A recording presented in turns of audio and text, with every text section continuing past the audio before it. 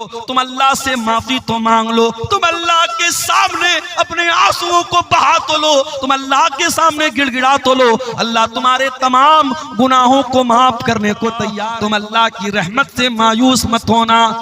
लोग कहते हैं सुबह का भूला शाम को लौट जाए, उसे भूला नहीं कहते, लेकिन दुनिया वाले फिर भी माफ नहीं करते हैं। शराबी अगर सुधर भी जाए तो ताना मारने वाले ताना मार देते हैं, अरे ये तो पहले शराब पिया करता था। कोई बुरा इंसान नेक बन जाए, दुनिया वाले कभी न कभी ताना मार देते हैं, अरे तुम्हारे पहले की जिंदगी क्या हमें मालूम नहीं है, तुम पहले कैसे थे। उसके माजी को याद दिला दिला करके, उसकी पिछली जिंदगी को याद दिला दिला करके लोग ताना मारते हैं।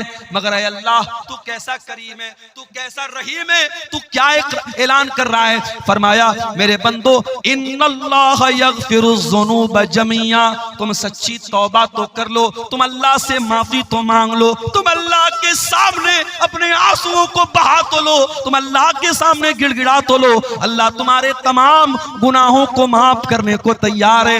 अल्लाह एक बार भी पलट के पिछले गुनाहों का तुमसे कोई हिसाबो किताब ना लेगा, एक बार पलट करके तुम्हारी पिछली जिंदगी का नाम भी ना लेगा, अल्लाह सारे गुनाहों को माफ कर देगा। इन्नहु हुवल गफूरुर रहीम, अल्लाह बहुत बख्शने वाला, बहुत रहम करने वाला है। कुल या इबादियल्लज़ीना अस्रफू अला अनफुसिहिम, ऐ मेरे बंदो जिन्होंने गुनाह करके अपनी जान पर जुल्म किया है। अच्छा, अल्लाह ने ये क्यों कहा कि गुनाह करके अपनी जान पर जुल्म किया है? इसमें भी एक सबक है। जब हम कोई पाप करते हैं, जब हम कोई गुनाह करते हैं तो दूसरों का नुकसान नहीं करते, हम पहले अपना नुकसान करते हैं। दुनिया का हर गुनहगार, दुनिया का हर पापी, दुनिया का हर गलत काम करने वाला सबसे पहले अपने आप को नुकसान पहुंचाता है। गुनाहों का असर उसकी अपनी जिंदगी पर भी पड़ता है। आज ज़िना करने वाले क्यों एड्स की बीमारी का शिकार हो रहे हैं, आज शराब पीने वाले क्यों कैंसर के मरीज हो रहे हैं, आज तंबाकू खाने वाले क्यों कैंसर हॉस्पिटलों में भरे पड़े हैं, आज नमाज न पढ़ने वाले क्यों अल्लाह की रहमतों से दूर हैं। मेरे प्यारे साथियों, जब आप गुनाह करेंगे, जब पाप करेंगे, उसका सबसे पहला नुकसान आपको खुद सहना पड़ेगा। हमारे बाप आदम, हमारी माँ हव्वा आराम से जन्नत में रहते थे, अल्लाह ने खुली छूट दी थी, तुम्हें जो खाना है खा लो, जो पीना है पी लो, आराम से जन्नत में रहो। वला तक़रबा हाज़िहि शजरता फतकूना मिनज़ ज़ालिमीन, ऐ आदम ऐ हव्वा, जन्नत में कुछ भी खा सकते हो, बस एक पेड़ है, उस पेड़ के करीब मत जाना। कौन सा पेड़ था भाई? उसका नाम नहीं बताया गया, और नाम नहीं बताया गया तो हमें जानने की जरूरत भी नहीं। बाज़ लोग बिला वजह ऐसे सवालात ज्यादा करते हैं जिसका कोई मतलब नहीं। मौलवी साहब, वो कौन सा पेड़ था जो आदम अलैहिस्सलाम को अल्लाह ताला ने खाने से मना किया? आपको क्या करना भैया, खाना है? आप क्यों पूछते? इमाम अबू हनीफा रहमतुल्लाह अलैह के उस्ताद थे इमाम इब्राहिम नखई, उनसे किसी ने पूछा कि इब्लीस कुंवारा है या शादीशुदा है, और अगर इब्लीस शादीशुदा है तो उस इब्लीस की बीवी का नाम क्या है? उन्होंने कहा माफ फरमाइए, मैं इब्लीस की शादी में गया नहीं था। अजीबो गरीब सवालात लोग करते हैं।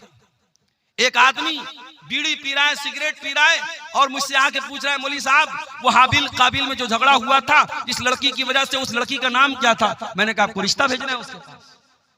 अजीबो गरीब मसाइल, लोग सवालात के नाम पर भी आज ऐसे सवालात करते हैं कि अल्लाह रहम फरमाए। मेरे प्यारे साथियों, सवाल वो कीजिए उलमा से जो आपके दीन और दुनिया से रिलेटेड हो, जिसका कोई मतलब। बस अल्लाह ने मना कर दिया उस पेड़ के करीब मत जाओ, अल्लाह ने नाम नहीं लिया, हमें जानने की जरूरत नहीं।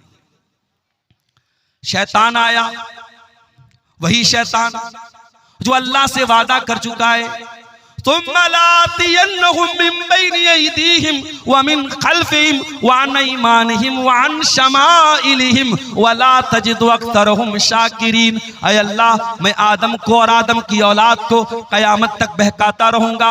ऐ अल्लाह, मैं तेरे बंदों को कयामत तक बहकाता रहूंगा। कभी आगे से बहकाऊंगा, कभी पीछे से बहकाऊंगा, कभी दाहिनी तरफ से बहकाऊंगा, कभी बाएं तरफ से बहकाऊंगा। व ला तजिदु अक्सरहुम शाकिरीन, और अल्लाह मैं वादा करता हूं तेरे ज्यादातर बंदों को तेरा नाशुक्रा बना दूंगा। तेरे बंदों की मेजॉरिटी, तेरे बंदों की ज्यादातर संख्या तेरी नाफरमान हो जाएगी, तेरे साथ शिर्क करेगी, तेरी धरती पर पाप करेगी, तेरी नाफरमानी करेगी।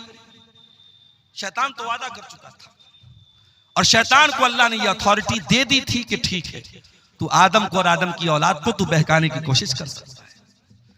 शैतान आया और उसने कहा, ऐ आदम, ऐ हुआ, अला अदुल्लुकुम अला शजरतिल खुल्दी, ऐ आदम, ये पेड़ जिसके करीब जाने से अल्लाह ने मना किया है, ये पेड़ कोई मामूली पेड़ नहीं है, ये अमृत का पेड़ है, ये हमेशा हमेश तुम्हें जिंदगी देगा, इस पेड़ का फल तुम खा लोगे तो हमेशा हमेश रहोगे। अच्छा, एक बात ये पता चली कि इंसान की जो नेचुरल ख्वाहिश होती है कि उम्र लंबी मिल जाए, ये इंसान की जो नेचुरल ख्वाहिश है, ये आदम अलैहिस्सलाम के अंदर भी थी। शैतान ने हजरत आदम को बहकाने के लिए रास्ता कौन सा अपनाया, हथियार कौन सा चुना? कहा कि ऐ आदम, ये पेड़ ऐसा है, अमृत का पेड़ है, इसको खा लोगे कभी मौत नहीं आएगी। तो लंबी जिंदगी की जो तलब होती है वो आदम के अंदर भी थी। कहा, ऐ आदम, इस पेड़ को खा लो, तुम हमेशा हमेश रहोगे। लेकिन शैतान को यह भी पता था आदम इतनी जल्दी मेरी बात नहीं मानेंगे। वकासमहुमा इन्नी लकुमा लमिनन नासिहीन, शैतान ने कसम खा के कहा, ऐ आदम, मैं अल्लाह की कसम खा के कहता हूं, मैं तुम्हारी खैर खाही चाहता हूं। पता ये चला अल्लाह वालों को अल्लाह के नाम पे आसानी से बेवकूफ बनाया जा सकता है। जो अल्लाह को मानने वाला हो उसके सामने अल्लाह की कसम खा लो, वो बात मान लेगा, वो इकरार कर लेगा। शैतान ने अल्लाह की कसम खा के कहा, ऐ आदम, ऐ हव्वा, मैं तुम्हारा बहुत बड़ा खैर का हूं, बहुत बड़ा तुम्हारा भलाई चाहने वाला हूं। कुरान कहता है, फदल्लाहुमा बिगुरूर, शैतान ने हमारे बाप आदम को, हमारी माँ हव्वा को अपने शीशे में उतार लिया, उनसे वो पाप करवा दिया, उनसे वो गलती हो गई और उन्होंने वो पेड़ का फल खा लिया। फलम्मा ज़ाक़ा शजरा, और जब दोनों ने उस पेड़ को सिर्फ चख लिया, खाया भी नहीं था, सिर्फ चखा था, हाय हाय, खाया भी नहीं, अल्लाह ने अकला नहीं कहा, अल्लाह ने जाका कहा, यानी आदम और हव्वा ने बस उस पेड़ को जरा सा टेस्ट किया था। अरे खाया होता तो क्या असर होता, सिर्फ टेस्ट किया था, सिर्फ जरा सा मुंह में डाला था। फलम्मा ज़ाक़ा शजरत बदत लहुमा सौआतुहुमा, जैसे ही उस पेड़ के फल को उन्होंने स्वाद ले लिया, उसका टेस्ट ले लिया, उसको मुंह में डाल लिया, दोनों की शर्मगाहें खुल गईं, दोनों के बदन के कपड़े उतर गए। अल्लाह की नाफरमानी की पहली सजा क्या मिली? नंगे हो गए। जन्नत में रेशम के कपड़े पहनते थे, बेहतरीन कपड़े पहनते थे, आदम का कपड़ा भी उतर गया, हव्वा का कपड़ा भी उतर गया। अच्छा, जब दोनों नंगे हो गए तो पहली चिंता क्या हुई कि अपनी शर्मगाह को कैसे ढांपा जाए। कुरान कहता है, बदत लहुमा सौआतुहुमा वतफिका यक्सिफानी अलैहिमा मिन वरक़िल जन्ना, और आदम और हव्वा दोनों जन्नत के पत्तों से अपनी शर्मगाह को ढांपने लगे। उन्हें नंगा रहना पसंद नहीं था, उन्हें शर्मगाह का खुला रहना पसंद नहीं था। आज कितने बदतमीज लोग हैं, कितने बेगैरत लोग हैं, नंगे रहने को और शर्मगाह को दिखाने को वो बहुत बड़ी तरक्की समझते हैं। आज कितनी लड़कियां हैं, कितनी औरतें हैं जो अपने जिस्म की नुमाइश करके इंस्टाग्राम पर पैसे कमा रही हैं। कितने बेगैरत शौहर हैं जो अपनी बीवी के जिस्म की नुमाइश करके पैसे कमा रहे हैं। वो लोगों, ये नंगा रहना, ये नंगापन, ये न्यूडिटी, ये वल्गैरिटी, ये उरियानियत, ये बेहुदापन, ये आदम का तरीका नहीं है, ये हव्वा का तरीका नहीं है। आदम का तरीका तो अपने आप को कवर करना है, अपने आप को छुपाना है। जो हकीकत में आदम की औलाद है, जो आदमी कहलाने के लायक है, जो इंसान कहलाने के लायक है, वो कभी भी वल्गैरिटी को पसंद नहीं करेगा, वो न्यूडिटी को पसंद नहीं करेगा, वो नंगेपन को पसंद नहीं करेगा। नंगापन ये इंसानियत के खिलाफ है, ये ह्यूमैनिटी के खिलाफ है, ये आदम और हव्वा के तरीके के खिलाफ है। दोनों जल्दी से अपनी शर्मगाह को कवर करने लगे, ढांपने लगे। दोनों को एहसास हुआ हमने बहुत बड़ी गलती कर दी, हमने अल्लाह की नाफरमानी कर दी, हमारे बदन का कपड़ा भी उतर चुका है। दोनों ने अल्लाह की बारगाह में हाथ उठाया और क्या दुआ की, जरा दुआ के अल्फाज पे गौर करो। फरमाया, रब्बना ज़लमना अनफुसना व इल्लम तगफिर लना व तरहमना लनकूनन्न मिनल खासिरीन। परवरदिगार हमसे ये जो गलती हुई है, हमसे जो तेरी नाफरमानी हुई है, हमने शैतान के झांसे में आके जो ये काम किया है, आय अल्लाह हमने किसी और पर नुकसान, किसी और का नुकसान नहीं किया है। रब्बाना ज़लमना अनफुसना, आय अल्लाह ये गलती करके हमने अपने नफ्स पर बहुत बड़ा जुल्म कर लिया, बहुत बड़ा अत्याचार कर लिया। व इल्लम तगफिर लना, और अगर तूने हमको नहीं बख्शा, व तरहमना, और तूने हम पर रहम नहीं किया, लनकूनन्ना मिनल खासिरीन, तो हमसे ज्यादा खसारा उठाने वाला कोई नहीं होगा। पता ये चला कि जब हम और आप गुनाह करते हैं तो अपने नफ्स पर जुल्म करते हैं, अपने आप पर अत्याचार करते हैं। और आगे बढ़िए, यूनुस अलैहिस्सलाम को देखिए, अपनी कौम को छोड़ के चले गए अल्लाह की इजाजत के बगैर, अल्लाह की मर्जी के बगैर, अल्लाह की इजाजत के बगैर, अल्लाह के हुक्म के बगैर अपनी बस्ती को छोड़ के चले गए। अल्लाह ने कहां पहुंचा दिया?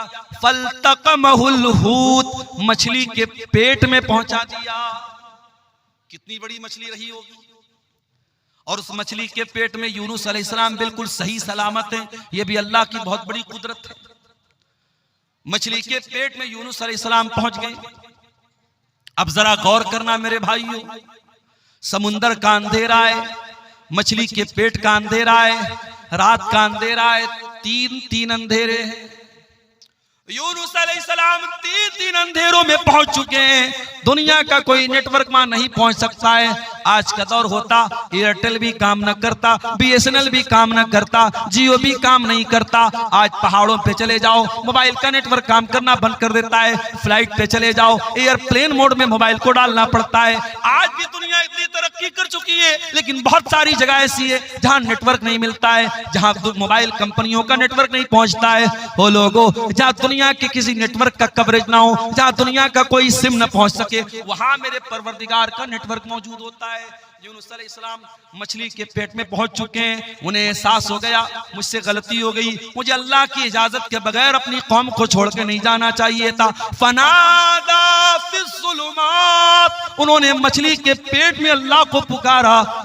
उनके दिल में एक बार भी ये ख्याल नहीं आया, ये तो मछली का पेट है, ये तो अंधेरा है, ये तो समुंदर की गहराई है, यहाँ मेरी आवाज अल्लाह तक कैसे पहुंचेगी। यूनुस को यकीन था जहाँ दुनिया का कोई नेटवर्क ना पहुंचे, वहां अल्लाह का नेटवर्क मौजूद है। फनादा फिज़्ज़ुलुमात, उन्होंने मछली के पेट में अल्लाह को पुकारा। और क्या पुकारा? ला इलाहा इल्ला अंत सुब्हानका इन्नी कुन्तु मिनज़ ज़ालिमीन। ऐ अल्लाह, तेरे सिवा मेरा कोई माबूद नहीं, तेरे सिवा मेरा कोई सहारा नहीं। सुब्हानका, तू पाक है। इन्नी कुन्तु मिनज़ ज़ालिमीन, ऐ अल्लाह मैं बहुत बड़ा जालिम हूं, मुझसे गलती हो गई, अल्लाह मुझको माफ फरमा दे।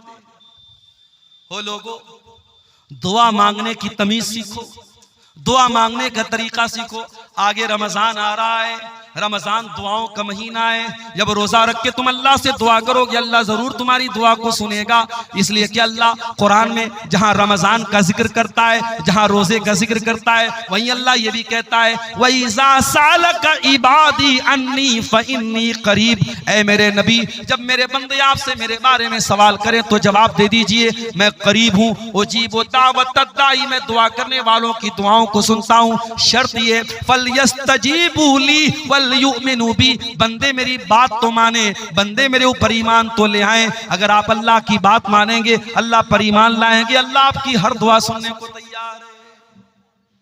हमें दुआ मांगने का तरीका ही नहीं आता मेरे साथी। यूनुस ने अल्लाह से कितनी प्यारी दुआ मांगी, इसीलिए अल्लाह के नबी फरमाते हैं, दावतो ज़िन्नून, मछली वाले नबी की दुआ, जब मुसलमान किसी मुसीबत में पड़ता है तो अल्लाह ताला जरूर उसकी मुसीबत को दूर करेगा। ये बहुत प्यारी दुआ है। ला इलाहा इल्ला अंत सुब्हानका इन्नी कुन्तु मिनज़ ज़ालिमीन। ऐ अल्लाह, तेरे सिवा मेरा कोई माबूद नहीं है, तू पाक है, मैं जालिम हूँ। जरा इस दुआ के अंदर भी गौर करो, बंदा अपने आप को जालिम कह रहा है। इसका मतलब ये हुआ कि जब भी हम कोई गुनाह करते हैं तो पहले अपना नुकसान करते हैं।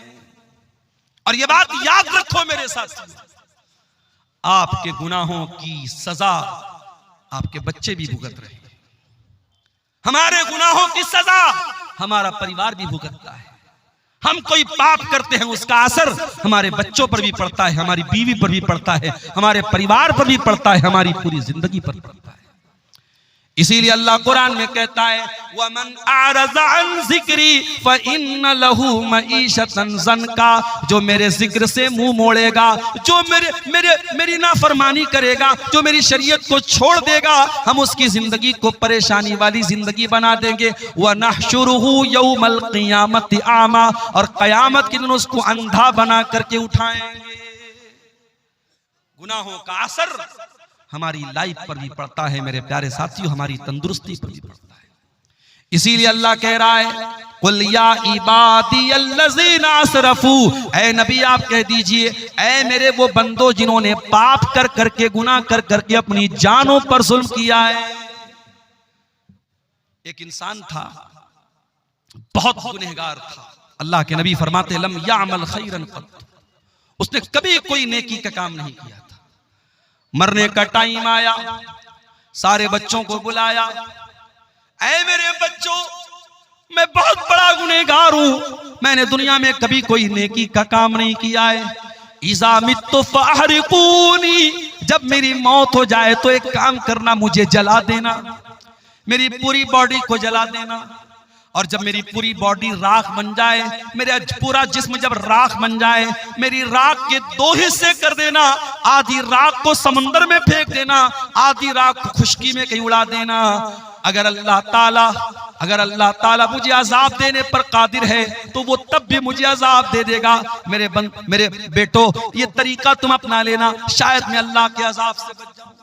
मैं बहुत बड़ा गुनहगार हूं, अगर अल्लाह मेरी पकड़ करेगा मैं अल्लाह के अजाब से बच नहीं पाऊंगा, इसलिए तुम मुझे जला करके मेरी राख को आधा समंदर में डाल देना, आधा खुशकी में डाल देना, शायद मैं अल्लाह के अजाब से बच जाऊं।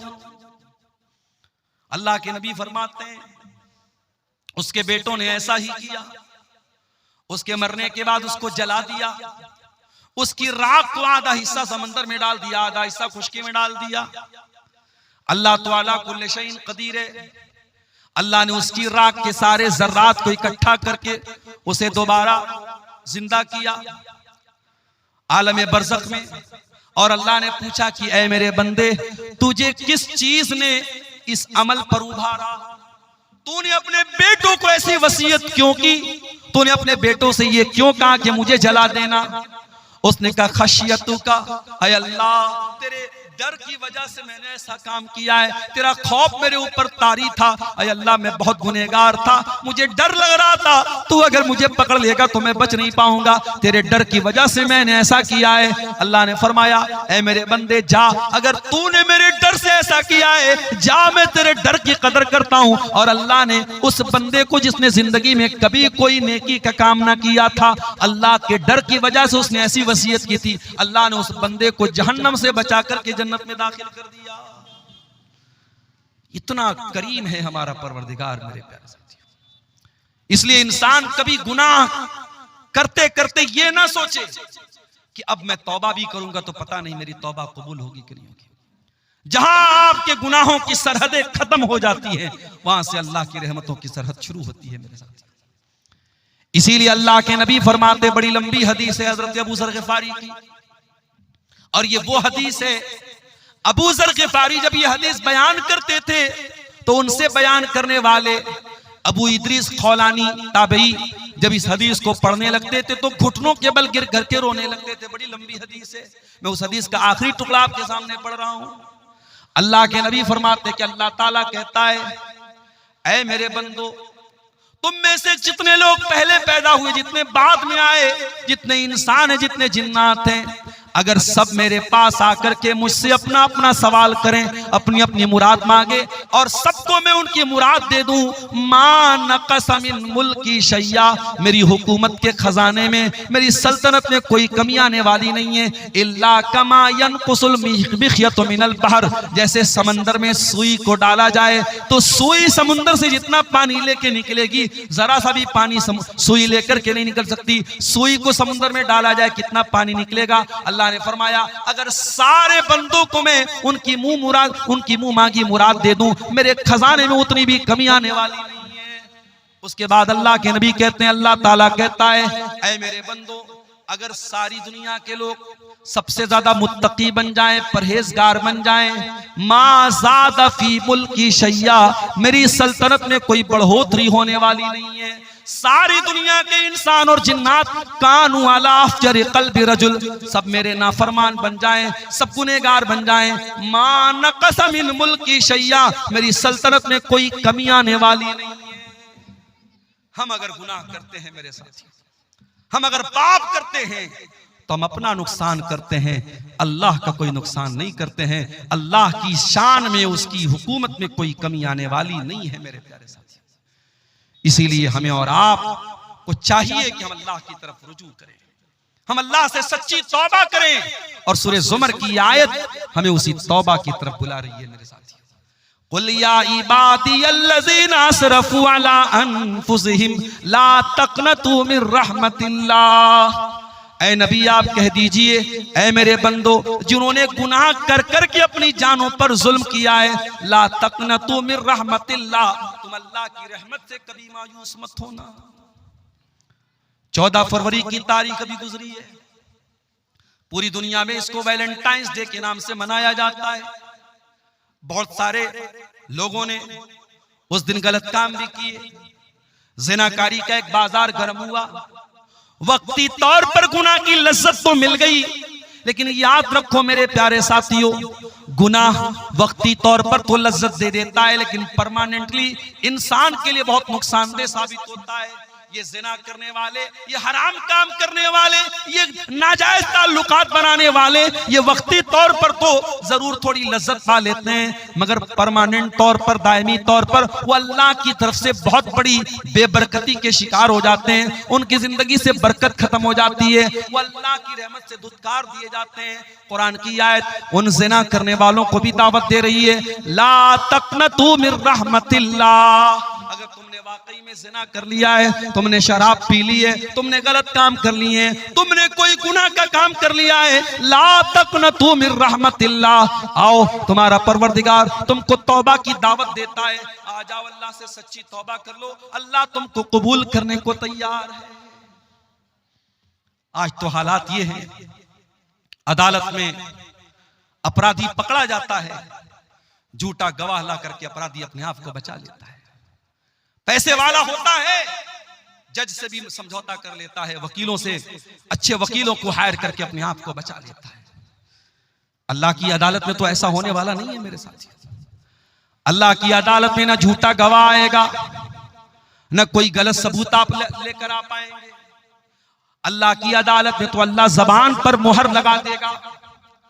फरमाया अल यौमा नख्तिमु अला अफवाहिहिम व तुकल्लिमुना अयदीहिम व तशहदु अर्जुलुहुम बिमा कानू यक्सिबून, कयामत के दिन हम तुम्हारे मुंह पर मुहर लगा देंगे, तुम्हारा हाथ गवाही देगा, तुम्हारे पैर गवाही देंगे। तुमने हाथों से क्या क्या करतूत किए थे, हाथ बोलेगा, तुमने पैरों से क्या क्या करतूत किए थे, पैर बोलेगा। हत्ता इज़ा मा जाऊहा शहीद अलैहिम समउहुम व अबसारुहुम व जुलूदुहुम बिमा कानू यामलून, कयामत के दिन जब तुम अल्लाह की बारगाह में आओगे, तुम्हारा कान भी तुम्हारे खिलाफ गवाही देगा। ओ कानों में एयरपॉड लगा करके दिन रात गाना सुनने वालों, ओ म्यूजिक में रातें बसर करने वालों, ओ बाइक चलाते हुए गाना सुनने वालों, ओ कार चलाते हुए गाना सुनने वालों, तुमने कानों से क्या क्या सुना है, ये कान कल कयामत के दिन गवाही देंगे। हत्ता इज़ा मा जाऊहा शहीद अलैहिम समउहुम व अबसारुहुम, और फेसबुक की रील्स और इंस्टाग्राम के वीडियोस पर अपना टाइम बर्बाद करने वाले मेरे नौजवानों, अपनी आंखों से गंदी चीजें देखने वाले मेरे नौजवान साथियों, ये आंखें भी कयामत के दिन बोलेंगी, ये आंखें भी गवाही देंगी। और एक बात मैं बोलना चाहूंगा मेरे साथियों, क्योंकि रमजान अब सिर्फ 2 दिन की दूरी पर हमसे, हो सके तो 1 महीना के लिए ये रील्स की दुनिया से अपने आप को बाहर निकाल दो, ये रील्स कोई मामूली चीज नहीं है। ये रील्स गंदी फिल्मों से बड़ा किरदार अदा कर रही हैं, हमारे बच्चों को बर्बाद कर रही हैं, हमारी लड़कियों को बर्बाद कर रही हैं। इन रील्स को मेरे भाइयों रमजान की रातों को बर्बाद करने का जरिया मत बनाना, रमजान के दिनों को बर्बाद करने का जरिया मत बनाना। नेकी का मौसम आ रहा है, नेकी का महीना आ रहा है, हो सके तो कम से कम एक महीना फेसबुक और इंस्टाग्राम को छोड़ देना, रील्स को छोड़ देना। और अगर नहीं छोड़ते हो तो याद रखो ये आंखें भी कयामत के दिन गवाही देंगी और ये चमड़ी भी गवाही देगी। वक़ालू लिजुलूदिहिम लिमा शहिदतुम अलैना, और इंसान बोलेगा अपनी चमड़ी से कि तू कैसे गवाही दे रही है, तू कैसे बोल रही है।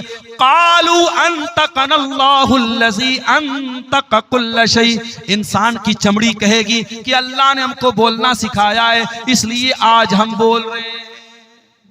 तो दुनिया में हमारे झूठे गवाह हमें बचा लेंगे, मगर अल्लाह की अदालत में कोई झूठा गवाह नहीं होगा। वहां कान गवाही देगा, वहां आंखें गवाही देंगी, वहां हाथ गवाही देंगे, वहां पैर गवाही देंगे। इसलिए मेरे प्यारे साथियों, इससे पहले कि अल्लाह की अदालत में हमारा केस जाए, हम दुनिया में अल्लाह से सच्ची तौबा कर लें, हम अल्लाह के सामने माफी मांग लें।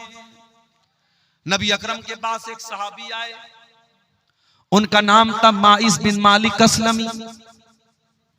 उन्होंने अल्लाह के नबी के पास आके कहा, अय अल्लाह के नबी, इन्नी असब्तु ज़िना, मैंने ज़िना कर लिया है, मैं शादीशुदा इंसान हूं, मुझसे ज़िना हो गया है, मुझे मालूम है शादीशुदा की इस्लाम में ज़िना करने की क्या सजा है। अय अल्लाह के नबी, मैं आखिरत में ज़िना की सजा नहीं पाना चाहता हूँ, मुझे दुनिया में सजा दे दीजिए, मुझे पत्थरों से मार मार के खत्म कर दीजिए, मुझे रज्म कर दीजिए, मैं दुनिया की सजा झेलने को तैयार हूँ, मैं आखिरत में ये सजा नहीं झेलना चाहता।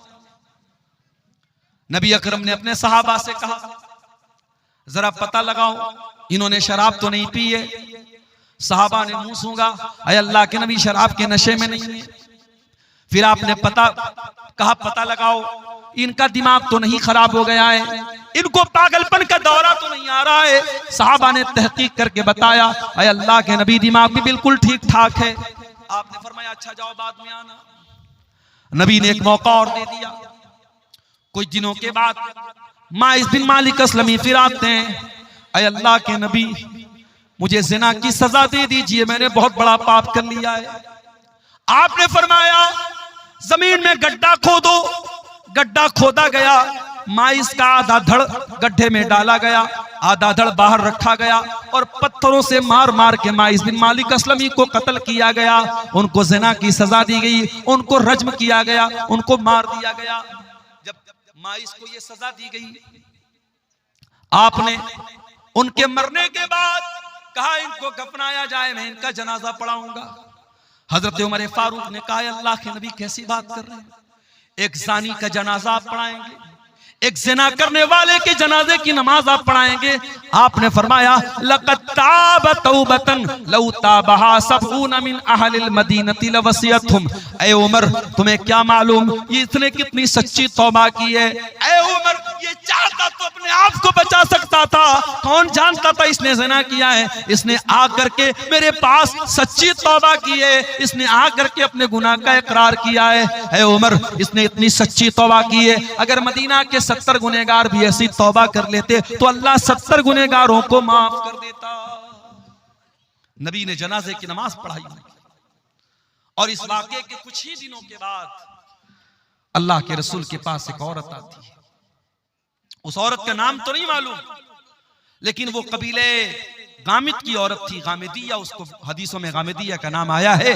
गामिदिया औरत आती है और वो आकर के कहती है अल्लाह के नबी मुझे पाक कर दीजिए, मैंने भी ज़िना किया है। और बाज़ उलमा ने लिखा कि माइस बिन मालिक असलमी ने इसी के साथ ज़िना किया था, वल्लाहु आलम, इसका कोई प्रूफ नहीं है। उसने आकर के कहा अल्लाह के नबी मुझे ज़िना की सजा दे दीजिए। आपने उसको टालने की कोशिश की। उसने कहा अल्लाह के नबी आप मुझे टालना चाहते हैं जैसे आप माइस बिन मालिक को टालना चाहते थे। अय अल्लाह के रसूल इन्नी लहुबला, मैं हमल से हूँ, मैं पेट से हूँ, मेरे पेट में बच्चा भी है, वलदुज़ ज़िना भी है। अय अल्लाह के नबी मैं वाकई में ये पाप मैंने किया है, मुझको आप ज़िना की सजा दे दीजिए। नबी अकरम ने कहा अगर वाकई में तुम हमल से हो तो जाओ, जब बच्चे की डिलीवरी हो जाए, जब बच्चा पैदा हो जाए, तब तुम मेरे पास आना। यहाँ अपराधी अपने आप को बचाता है, यहाँ अपराधी खुद चल के आया है और अल्लाह के नबी उसको बचने का मौका दे रहे हैं। 9 महीने का टाइम आपने दे दिया। 9 महीने के बाद जब बच्चा पैदा हो गया, वो औरत अपने बच्चे को गोद में लेकर के आती है। अय अल्लाह के नबी, मैं वही औरत हूँ गामिदिया, बच्चा पैदा हो चुका है, ये बच्चा ले लीजिए और मुझको ज़िना की सजा दे दीजिए। आपने फरमाया नहीं नहीं, बच्चा अभी बहुत छोटा है, अभी माँ के दूध के बिना ये बच्चा नहीं रह पाएगा। जब तक ये माँ का दूध पी रहा है तुमको सजा नहीं मिलेगी। जाओ, जब बच्चा दूध छोड़ देगा, जब रोटी खाने लगेगा, तब तुम मेरे पास आना। 2 साल का टाइम आपने और दे दिया। जरा गौर करो मेरे प्यारे साथियों, 2 साल लंबा टाइम होता है। शायद सहाबा भी उस औरत को भूल चुके हैं, शायद अल्लाह के नबी भी भूल चुके हैं, शायद किसी को उस औरत के बारे में कुछ याद भी नहीं है। 2 साल के बाद सहाबे किराम के साथ अल्लाह के नबी बैठे हैं। एक औरत आती है, उसके हाथ में छोटा बच्चा है और बच्चे के हाथ में रोटी का टुकड़ा है। अय अल्लाह के रसूल, मैं वही गामिदी औरत हूँ, मेरा बच्चा रोटी खाने लगा है, दूध छोड़ चुका है। अय अल्लाह के नबी, अब देर न कीजिए, मैंने जो पाप किया था उस पाप का बोझ भी अपने सीने पर महसूस कर रही हूँ। अय अल्लाह के नबी, मुझे ज़िना की सजा दुनिया में दे दीजिए, मैं आखिरत की सजा झेल नहीं पाऊंगी। तहिरनी या रसूल अल्लाह, अय अल्लाह के नबी मुझे पाक कर दीजिए। आपने बच्चा एक मुसलमान के हवाले किया। औरत को गड्ढा खोद के गड्ढे में डाला गया, पूरे बदन को कस करके चादर से लपेटा गया ताकि बेपर्दगी न हो। हाय हाय, औरत को ज़िना की सजा हो रही है, पत्थरों से मारा जाएगा, लेकिन इस्लाम औरत के पर्दे का कितना ख्याल रखता है कि ये सजा भी बेपर्दगी के साथ नहीं दी जाएगी। आज दुनिया वाले अपने आप को कहते हैं हमने औरत को बड़ी इज्जत दे दी। अरे तुमने क्या इज्जत दी? अमेरिका का वो आदमी जिसका नाम जेफरी एप्स्टीन है, जिसके नंगेपन की फिल्में आज दुनिया के सामने आ रही हैं, जो 6 साल से लेकर के 14 साल तक की बच्चियों के साथ रेप किया करता था। बाकायदा उसका एक आइलैंड था अमेरिका में, और उस आइलैंड पर वो 6 साल से लेकर के 14 साल तक की बच्चियों को किडनैप करता था, उनके साथ दरिंदगी करता था, उनको नोचता था, उनके साथ जिना करता था। और यही नहीं, एप्स्टीन फाइल में यहां तक मौजूद है कि वो दरिंदा बच्चियों को कत्ल करके उनका गोश्त खाया करता था।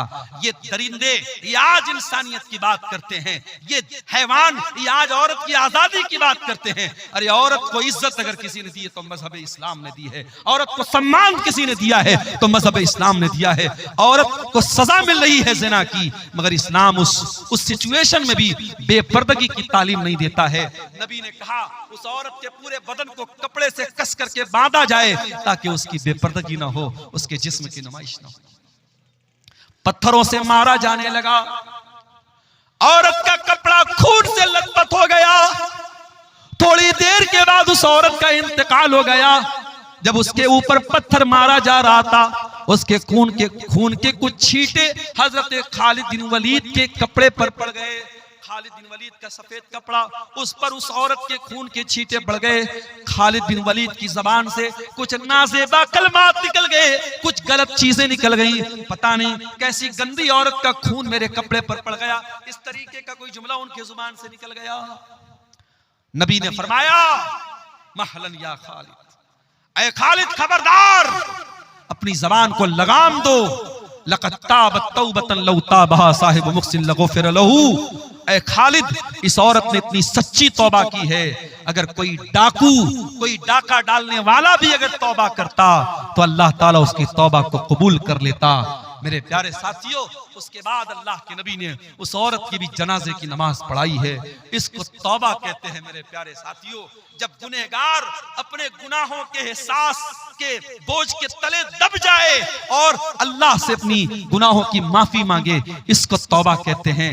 तौबा कोई खिलवाड़ नहीं है मेरे प्यारे साथियों, तौबा कोई मजाक नहीं है। जब तक इंसान को अपने गुनाहों का एहसास न हो, जब तक अपने गुनाहों की जिंदगी पर शर्मिंदगी न हो, नदामत न हो, जब तक उसकी आंखों से नदामत के आंसू न बहते हो, तब तक तौबा का कोई मतलब नहीं। और ये भी याद रखो मेरे प्यारे साथियों, अगर इंसान ने कोई ऐसा गुनाह किया है जिसका ताल्लुक हुकूकुल इबाद से है। किसी की जमीन हत्या ली, किसी का माल हड़प लिया, किसी के साथ चीटिंग कर ली, बेईमानी कर ली, फ्रॉड कर लिया, किसी की जमीन पर नाजायज कब्जा कर लिया, किसी के मकान पर तजावुज कर लिया, तो ये वो गुनाह है जो सिर्फ तौबा करने से माफ नहीं होगा, जो सिर्फ अल्लाह के सामने रोने से माफ नहीं होगा। अगर आपने हुकूकुल इबाद पे डाका डाला है, अगर आपने किसी का हक मारा है, तो वो हक आपको देना पड़ेगा। दुनिया में पैसे के बदले आप पैसा देते हैं। ये नेपाल बॉर्डर का इलाका है, मैंने देखा चंदे में नेपाल का भी कुछ पैसा नजर आ रहा है। बॉर्डर के इलाकों में नेपाल का पैसा भी चल रहा है, इंडिया का पैसा उस पार चल रहा है, उधर का पैसा इस पार चल रहा है बॉर्डर के इलाके में। लेकिन आप इंडिया का पैसा सऊदी अरब में लेके जाएं, नहीं चलेगा, वहां रियाल चलेगा। दुबई आप लेके चले जाए, वहां आपका इंडिया का पैसा नहीं चलेगा, वहां दिरहम चलेगा। कुवैत में आप चले जाएं, वहां दीनार चलेगा। अमेरिका में चले जाएं, वहां डॉलर चलेगा। ब्रिटेन में आप चले जाएं, वहां पाउंड चलेगा। आप दुनिया के मुख्तलिफ मुल्कों में चले जाएं, वहां उनकी करेंसी चलती है। मेरे प्यारे साथियों, आखिरत में जब मरने के बाद हम अल्लाह के यहाँ जाएंगे, तो वहां दुनिया का माल और दुनिया की दौलत और दुनिया की करेंसी नहीं चलेगी, वहां करेंसी चेंज हो जाएगी। अगर दुनिया में हमने किसी का माल हड़पा है, किसी की जमीन हड़पी है, किसी बहन बेटी के साथ हमने ज्यादती की है और उसका हक मारा है, कयामत के दिन हमें अपनी नेकियों से हाथ धोना पड़ेगा। कोई हमारी नमाज लेके चला जाएगा, कोई रोजा लेके चला जाएगा, कोई तरावी लेके चला जाएगा, कोई हज लेके चला जाएगा, कोई उम्रा लेके चला जाएगा, और उसके बाद भी अगर हकदार खड़े होंगे, अल्लाह के नबी फरमाते हैं सुम्मा उखिज़ मिन सय्यिआतिहिम, फिर उनके गुनाहों को लेकर के हमारे नामे आमाल में डाला जाएगा। और इंसान जो दुनिया से नेकी का पहाड़ लेके गया था, अगर हुकूकुल इबाद का मामला गड़बड़ है, तो हालत ये हो जाएगी कि गुनाहों से लथपथ होकर के जहन्नम में फेंक दिया जाएगा। इसलिए मेरे प्यारे साथियों, अगर सच्ची तौबा करना चाहते हो हुकूकुल इबाद से, तो दुनिया में हक दे दो, हक दे दो। और अगर किसी को ज़बान से तकलीफ पहुंचाई है, तो जाकर के माफी मांग लो। उसके बगैर अल्लाह ताला क्या माफी मिलने वाली नहीं है। मेरे प्यारे साथियों, अल्लाह के प्यारे नबी फरमाते हैं लतुअद्दुन्नल हुकूक इला अहलिहा यौमल क़ियामह, तुम्हें क़यामत के दिन हकदारों को उनका हक देना पड़ेगा। हत्ता युक़ादल शातिल जलहाई मिनश्शातिल करना, यहाँ तक कि अगर बगैर सींग वाली बकरी को सींग वाली बकरी ने मारा है, अगर सींग वाली बकरी ने बगैर सींग वाली बकरी को मारा है, तो उसका भी क़िसास लिया जाएगा, उसका भी बदला लिया जाएगा। क़यामत के दिन उसका भी क़िसास लिया जाएगा मेरे साथियों। इसलिए मेरे प्यारे साथियों, अल्लाह से सच्ची तौबा करो। और सूरह ज़ुमर की आयत नंबर 53 हमें उसी की दावत दे रही है। कुल या इबादियल्लज़ीना असरफू, ऐ मेरे वो बंदो जिन्होंने गुनाह कर करके अपनी जानों पर जुल्म किया है, ला तक़नतू मिन रहमतिल्लाह, तुम अल्लाह की रहमत से मायूस न होना। आगे रमजान आ रहा है, अगर आप तौबा करना चाहते हैं, अगर अपनी जिंदगी को चेंज करना चाहते हैं, अपने अंदर परिवर्तन लाना चाहते हैं, रमजान से अच्छा कोई मौका नहीं है। रमजान हमारी जिंदगी में चेंजिंग लाता है। सुबह 4 बजे उठ करके हम आम दिनों में कुछ खाते नहीं है, लेकिन रमजान में उठ करके सहरी खा रहे हैं। दोपहर का खाना हम रोजाना खाते हैं, रमजान में दोपहर का खाना क्या होता है हम भूल जाते हैं। हम दोपहर में कुछ नहीं खाते हैं, हम शाम को 5 बजे इफ्तार कर रहे हैं। रमजान ने हमारे खाने का टाइम चेंज कर दिया, हमारे पान पीने का टाइम चेंज कर दिया, हमारे सोने का टाइम चेंज कर दिया। जो रमजान हमारे खाने पीने सोने का टाइम चेंज कर सकता है, वो रमजान हमारे गुनाहों की दुनिया को भी चेंज कर सकता है। अगर कोई शराब पीता है, आए सच्ची तौबा करे कि इस रमजान से मैं शराब को हाथ नहीं लगाऊंगा। कोई सिगरेट पी रहा है, कोई नशा कर रहा है, कोई जिना कर रहा है, आए और इस रमजान में अल्लाह से सच्ची तौबा करे, अल्लाह अब मैं जिना के करीब नहीं जाऊंगा, मैं शराब के करीब नहीं जाऊंगा, मैं हराम काम के करीब नहीं जाऊंगा। मेरे प्यारे साथियों, रमजान एक बेहतरीन मौका है अल्लाह से सच्ची तौबा करने का। और इसीलिए रमजान के आखिरी अशरे में जो एक रात आती है, जिस रात को अल्लाह ने खैरुम मिनल फिशार 1000 महीनों से अफजल कहा है। 1000 महीना कितना होता है? 84 साल। एक रात की इबादत 84 साल से भी बेहतर है, उससे अफसल है वो रात रमजान के आखिरी अशरे की कोई रात है। हजरत आयशा ने पूछा, अय अल्लाह के नबी, अराअयता इन अलिमतु अय्या लैलतिन लैलतुल क़द्र, अय अल्लाह के नबी अगर मुझे पता चल जाए कि कौन सी रात कद्र की रात है, अगर मुझे मालूम हो जाए कि कौन सी रात शब कद्र है, मैं उसमें क्या पढ़ूंगी? आपने फरमाया, अय आयशा तुम ये दुआ पढ़ा करो, अल्लाहुम्मा इन्नका अफ़ुव्वुन तुहिब्बुल अफ़्वा फ़अफ़ु अन्नी, अय अल्लाह तू माफ करने वाला है, तू माफी को पसंद करता है, मुझको भी माफ कर दे। कितनी प्यारी दुआ है। रमजान के आखिरी अशरे में, ताक रातों में है, हम अल्लाह से ये दुआ कर रहे हैं। हम अल्लाह से कारोबार नहीं मांग रहे हैं, जायदाद नहीं मांग रहे हैं, खेत खलिहान नहीं मांग रहे हैं, बच्चों की तंदुरुस्ती नहीं मांग रहे हैं, बीवी की सेहत नहीं मांग रहे हैं। हम क्या मांग रहे हैं? अल्लाहुम्मा इन्नका अफ़ुव्वुन तुहिब्बुल अफ़्वा, अय अल्लाह तू माफ करने वाला है और तू माफी को पसंद करता है। अय अल्लाह तू कुरान में बार बार कहता है, व इन ताफू व तस्फहू, ऐ मेरे बंदो तुम माफ कर दो ज्यादा बेहतर है। तुम बदला ले सकते हो, तुम इंतकाम ले सकते हो, मगर माफ कर दो तो ज्यादा बेहतर है। अय अल्लाह तू कुरान में बार बार ये ऐलान करता है, मेरे बंदो माफ कर दिया करो, मेरे बंदो दरगुजर कर दिया करो। अय अल्लाह इन्नका अफ़ू, तू माफ करने वाला है, तुहिब्बुल अफ़्वा, माफी को पसंद करता है, फ़अफ़ु अन्नी, अय अल्लाह मैं भी तेरा पापी बंदा हूँ, मैं गुनाहों की गठरी लेके आया हूँ, मैं गुनाहों की पोटली लेके आया हूँ। अय अल्लाह रमजान की ताक रातों में तेरी बारगाह में हाथ उठा के दुआ कर रहा हूँ, अय अल्लाह तू मेरे पापों को माफ कर दे, मुझे दरगुजर कर दे। ये दुआ भी मेरे प्यारे साथियों हमें सिखा रही है कि रमजान का बहुत अहम काम क्या है, हम तौबा करें। और बड़े बदनसीब हैं वो लोग जो रमजान में 14 घंटे भूखे रहते हैं, प्यासे रहते हैं, बीवी के पास नहीं जाते हैं, हलाल चीजों को अल्लाह के हुक्म पर छोड़ देते हैं, लेकिन हराम छोड़ने को तैयार नहीं है। अगर आप 14 घंटे हलाल छोड़ सकते हैं, अल्लाह के हुक्म पर तो हराम क्यों नहीं छोड़ सकते? यही तो ट्रेनिंग दे रहा है रमजान, यही तो ट्रेनिंग दे रहा है रोजा, कि अगर आप फजर से लेकर के मगरिब तक खाना हलाल है, पानी हलाल है, बीवी हलाल है, अगर आप हलाल चीजों को छोड़ सकते हैं तो ऐ शराब पीने वाले तू शराब क्यों नहीं छोड़ सकता? ऐ जिना करने वाले तू जिना क्यों नहीं छोड़ सकता? ऐ हराम रिलेशनशिप में अपनी जिंदगी बर्बाद करने वाले, अपने बीवी को धोखा देने वाले शौहर, अपने शौहर को धोखा देने वाली बीवी, तू क्यों नहीं हराम रिश्ते से तू तौबा कर सकती है? अगर तू अल्लाह के हुक्म पर हलाल को छोड़ सकती है तो हराम को क्यों नहीं छोड़ सकती है? कभी आपने गौर किया है मेरे साथ? हम जब रमजान में रोजा रखते हैं, गर्मी का मौसम होता है, अभी तो फरवरी में रमजान शुरू हो रहा है, हमने तो अप्रैल और मई में भी रमजान देखा है, सख्त गर्मी में भी हमने रमजान का रोजा रखा है। जब गर्मी में रोजा आता है हम क्या करते हैं?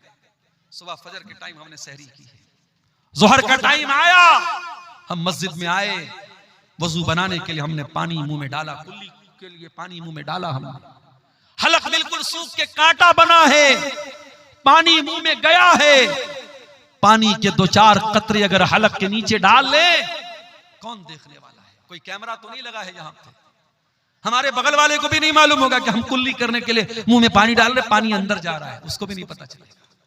लेकिन गौर कीजिए वो कौन सी ताकत है मेरे साथियों, पानी मुंह में जा रहा है मगर बाहर आ रहा है, हलक के नीचे आप उतरने नहीं देते हैं। इसी का नाम तकवा है और रमजान यही तकवा हमें सिखाता है। या अय्युहल्लज़ीना आमनू कुतिबा अलैकुमुस्सियामु कमा कुतिबा अलल्लज़ीना मिन क़ब्लिकुम लअल्लकुम तत्तक़ून, ऐ ईमान वालो ये रमजान तुम्हें तकवा सिखाने के लिए दिया गया है, ये रोजा तुम्हें तकवा सिखा रहा है, ये तकवा की ट्रेनिंग दे रहा है। मेरे साथियों, असर का टाइम हो गया, भूख और प्यास के मारे आपका बुरा हाल है, आप अपने कमरे में आते हैं, कमरे में फ्रिज रखा हुआ है, फ्रिज में केला भी है, अनार भी है, अमरूद भी है, सेब भी है, शहद भी रखा हुआ है, तरह तरह की चीजें रखी हुई है। आप अगर कमरा बंद करके 2-4 केले खा ले, कौन पूछने वाला है? 2-4 सेब खा ले, कौन पूछने वाला है? 2-4 चीजें खा ले, कौन पूछने वाला है? ठंडा ठंडा पानी पी ले, कौन पूछने वाला है? लेकिन यही तकवा होता है मेरे प्यारे साथियों। हम उस गर्मी के मौसम में असर के टाइम भी मस्जिद घर में बैठे हैं, लेकिन हम खाने पीने की चीजों को मुंह में नहीं डालते हैं। मेरे अजीजों, मेरे भाइयों, मेरे बुजुर्गों, अगर रमजान हमें ये तकवा सिखाता है तो रमजान हमें तौबा भी सिखाता है। हम अल्लाह से सच्ची तौबा करें। जो नमाज नहीं पढ़ते हैं आए और तौबा करें और इरादा करें कि इस रमजान से 5 टाइम की नमाज की पाबंदी शुरू करेंगे। और ऐसी वैसी पाबंदी नहीं, नमाज से ऐसी पाबंदी नमाज की होनी चाहिए कि एक टाइम की भी नमाज छूटे तो ऐसा लगे कि हाँ जिंदगी में कुछ मिस हो गया, कुछ छूट गया। बगैर नमाज के सुकून न मिले, बगैर नमाज पढ़े नींद ना आए, ऐसा ताल्लुक मेरे प्यारे साथियों नमाज से हमारा हो जाए। और कोशिश ये कीजिए कि रमजान में 5 टाइम की नमाज जमात से पढ़िए, बिला मजबूरी की आप जमात मत छोड़िए। और अजान की आवाज सुनते ही सारा काम बंद, सारी चीजों को पेंडिंग में डाल दीजिए, पहले मस्जिद में आइए और कोशिश कीजिए कि हर नमाज में आप वक्त के पहले मस्जिद में पहुंच जाएं, ताकि जब इमाम अल्लाहु अकबर कह करके नमाज शुरू करे, जब पहली तकबीर हो तो आप पहली तकबीर में शामिल हो जाएं। अल्लाह के प्यारे नबी फरमाते हैं, लौ यअलमुन नासु मा फिन निदाई वस्सफ़िल अव्वल, अगर लोगों को पता चल जाए कि इकामत में शामिल होने का क्या सवाब है और पहली सफ में शामिल होने का क्या सवाब है, तो लोगों को अगर पर्ची डाल के आना पड़े और कुरान अंदाजी करके आना पड़े तो पर्ची डाल करके आएंगे, मगर पहली सफ में जगह पाएंगे। मेरे प्यारे साथियों, रमजान में एक टाइम की नमाज भी न छूटती पाए, ये हम कोशिश करें। और हम ये भी कोशिश करें कि रमजान की रातें, दिन में तो हम भूखे प्यासे रहते हैं और रात में बैठ करके मोबाइल पर कोई फिल्में देख रहा है, कोई गाने सुन रहा है, कोई चैटिंग कर रहा है, वो हालात हमारे साथ नहीं होने चाहिए। रमजान की रातों को भी हम बचा करके रखें। और खास तौर से जब रमजान का आखिरी अशरा आ जाए, जिसमें ताक रातों में हमें शब कद्र को तलाश करने का हुक्म है। आखिरी अशरे के बारे में हजरत आयशा कहती हैं, जब रमजान का आखिरी अशरा आता था, अल्लाह के नबी पूरी पूरी रात जागते थे, अपने घर वालों को जगाते थे और कमर कस लेते थे। हमारे यहाँ उल्टी बात है, आखिरी अशरा आता है, कोई मार्केटिंग कर रहा है, कोई बीवी का कपड़ा देखने के लिए मार्केट जा रहा है, औरतें मेकअप का सामान लेने के लिए बाजार जा रही हैं। अल्लाह के वास्ते आखिरी अशरे को शॉपिंग का अशरा मत बनाओ, उसे खरीदारी का अशरा न बनाओ। मेरे प्यारे साथियों, आखिरी अशरे में कोशिश करो कि हम ज्यादातर अपना टाइम इबादत में गुजारें। और इसीलिए एतिकाफ जैसी इबादत को आखिरी अशरे में सुन्नत करार दिया गया, ताकि आखिरी अशरे में हम अल्लाह को राजी करें। मेरे प्यारे साथियों, सूरह ज़ुमर की वो आयत हमें दावत दे रही है, या इबादियल्लज़ीना अस्रफू अला अनफुसिहिम, ऐ मेरे बंदो, अगर तुमने गुनाह कर करके अपनी जानों पर जुल्म किया है, आओ ला तक़नतू मिर रहमतिल्लाह, तुम अल्लाह की रहमत से मायूस मत हो। इन्नल्लाह यग़फ़िरुज़्ज़ुनूब जमीआ, अल्लाह तुम्हारे सारे पापों को, सारे गुनाहों को माफ कर देगा। इन्नहु हुवल गफूरुर रहीम, अल्लाह बहुत बख्शने वाला, रहम करने वाला है। मेरे अजीजों, ये चंद सवालात हमारे सामने आए हैं, जल्दी जल्दी इनका जवाब भी देख लेते हैं। रोजे की फजीलत पर कहा गया है कि कुछ बयान कर दीजिए। मेरे प्यारे साथियों, रोजे की इससे बढ़ के क्या फजीलत होगी कि जन्नत के 8 दरवाजे हैं और जन्नत के 8 दरवाजे में एक दरवाजा जिसका नाम बाबुर रैयान है, वो खास रोजेदार के लिए। और ये भी याद रखिए, रोजा एक सीक्रेट इबादत है। हम जब रोजा रखते हैं, हम हकीकत में रोजा है कि नहीं ये सिर्फ हम जानते हैं, हमारा अल्लाह जानता है। हम चाहे तो रोजा हम ना रखें और बिल्कुल होंठ हमारा सूखा रहे, चेहरा बिल्कुल उतरा रहे और लोगों को देख के लगे कि ये बहुत बड़ा रोजेदार है, तो रोजा मेरे और अल्लाह के बीच का मामला है। इसीलिए अल्लाह के नबी फरमाते, अल्लाह ताला कहता है, अस्सौमु ली व अना अजज़ी बिही, तमाम नेकियों का सवाब मैं 10 गुना से लेकर के 700 गुना तक देता हूं, मगर रोजे का सवाब क्या दूंगा मैं अभी क्लियर नहीं कर रहा हूं, क्योंकि बंदा रोजा मेरे लिए रखता है। यदौ तामहु व शराबहु व शहबतहु मिन अजली, बंदा मेरे लिए खाना छोड़ता है, पानी छोड़ता है, बीवी हलाल है, बीवी के पास नहीं जाता है। जब मेरा बंदा मेरे लिए अपनी हलाल चीजों को छोड़ रहा है तो मैं क्या बदला दूंगा, मैं अभी क्लियर नहीं करूंगा। ये आखिरत में पता चलेगा, ये कयामत के दिन पता चलेगा कि रोजे का बदला क्या मिलेगा। तो रोजा एक ऐसा अमल है मेरे प्यारे साथियों, इसका सवाब अल्लाह ताला ने सीक्रेट रखा है। इसलिए हमें और आपको रोजा हर हाल में रखना है। और ये भी याद रखिए, लड़कियां अगर बड़ी हो गई हैं, और लड़की कब बालिग होती है इस्लाम में, जब लड़कियों को पीरियड आने लगे। जब लड़की को पीरियड आने लगा तो शरीयत की नजर में वो बालिग है अब आप उसको कंपलसरी रोजा रखवाइए। कुछ लोग 15-15 साल की लड़कियां हो जाती हैं और वो स्कूल जा रही है, कहते रहे मौलवी साहब हमारी लड़की तो अभी छोटी है, स्कूल जा रही है, उससे रोजा तोड़वा देते, रोजा नहीं रखते हैं। हराम है ये।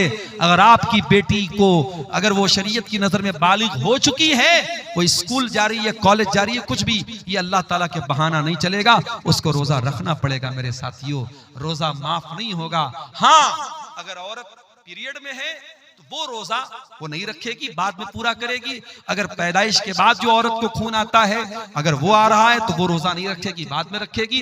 औरत अगर प्रेग्नेंट है और रोजा रखने से बच्चे को नुकसान है तो वो रोजा नहीं रखेगी, उस रोजे की बाद में वो कज़ा करेगी। अगर बच्चे को दूध पिला रही है औरत और अगर उस हालत में वो बच्चे को दूध पिला रही है, अगर उस हालत में रोजा रखेगी तो उसकी सेहत को नुकसान हो रहा है, तो वो उस रोजे की कज़ा बाद में करेगी। लेकिन बाकी आप बिला किसी उज्र के, मजबूरी के अगर आप रोजा छोड़ते हैं तो ये जायज नहीं है। कुतिबा अलैकुमुस्सियाम, अल्लाह ने रोजे को फर्ज करार दिया है। उसके बाद एक सवाल ये आया है, गैर मुस्लिम से चंदा लेना कैसा है, ये जानने के बावजूद कि वो सूद ब्याज का काम करता है। देखिए, अगर गैर मुस्लिम सूद और ब्याज का काम करता है और वही उसका ज्यादातर धंधा उसी चीज का है, उसका बड़ा कारोबार वही है, तो ऐसे गैर मुस्लिम से आपको चंदा नहीं लेना चाहिए, ना मस्जिद में ना मदरसे में। और साफ बोल दीजिए कि भाई देखिए हमारे यहाँ सूद और ब्याज हराम है और आपका कारोबार सूद और ब्याज का है, हम आपसे चंदा नहीं ले सकते। वो नाराज हो जाए मगर उसे चंदा मत लीजिए। लेकिन अगर कोई गैर मुस्लिम ऐसा है जो ज्यादातर कारोबार उसका तो जायज चीजों का है, लेकिन चूंकि वो गैर मुस्लिम है, वो इस्लाम को तो नहीं मानता है और कुछ चीजों का वो हराम का भी कारोबार करता है, लेकिन मेजर हिस्सा, बड़ा हिस्सा उसके कारोबार का हलाल है, तो उसका चंदा आप ले सकते हैं। मस्जिद में भी ले सकते हैं, मदरसे में भी ले सकते हैं। क्यों ले सकते हैं? अल्लाह के नबी के दौर में जो खाने काबा था, उस खाने काबा को मुशरिकीन ने अपने पैसे से बनाया था और मुशरिकीन ने हलाल पैसे से बनाया था। उन्होंने तय किया था हम हराम पैसा नहीं लगाएंगे। तो जब अल्लाह के नबी ने खाने काबा को फतह किया, तो अगर उनके चंदे और उनके पैसे से बना हुआ काबा सही न होता तो अल्लाह के नबी उस इमारत को तोड़वा देते, मगर आपने उसको बरकरार रखा। और नबी के दौर में गैर मुस्लिमों से जो अल्लाह के नबी के जो ताल्लुकात थे, उसमें भी कहीं हमको ये चीज़ नहीं मिलती है कि आपने उनके साथ खाने पीने को मना किया हो या उनसे लेन देन को मना किया हो या उनके तोहफे तहफ़ को लेने से मना किया हो आपने। हाँ, जहाँ मजहबी मामला आ जाएगा, उनके किसी मजहबी त्यौहार में हम शामिल नहीं होंगे, किसी शिरकिया त्यौहार में शामिल नहीं होंगे, और किसी शिरकिया त्यौहार में मिलने वाला कोई सामान है उसमें हम शामिल नहीं होंगे। वल्लाहु आलम बिस्सवाब। नमाज के लिए इमामत का सबसे ज्यादा हकदार कौन है? अल्लाह के नबी की बड़ी साफ हदीस है, या उम्मुल कौम अक़रउहुम लिकिताबिल्लाह, कुरान को सबसे ज्यादा पढ़ने वाला। कुरान को सबसे ज्यादा कौन पढ़ता है? जो हाफिज कुरान होता है। तो अगर कोई हाफिज कुरान है वो इमामत का सबसे ज्यादा हकदार है। लेकिन यहाँ ये बात याद रखिए कि बाज हमारे यहाँ ऐसे हाफिज कुरान होते हैं जो हाफिज कुरान तो हैं मगर नमाजी नहीं है या दड़ी मुंडे हैं, तो ऐसे लोगों को इमामत नहीं दी जाएगी। अगर वो हाफिज है और साथ में दीनदार है, मुत्तकी है और नमाज के मसले मसाइल जानता है, तो वो ज्यादा हकदार है। और उसके बाद सेकंड नंबर पे कौन है?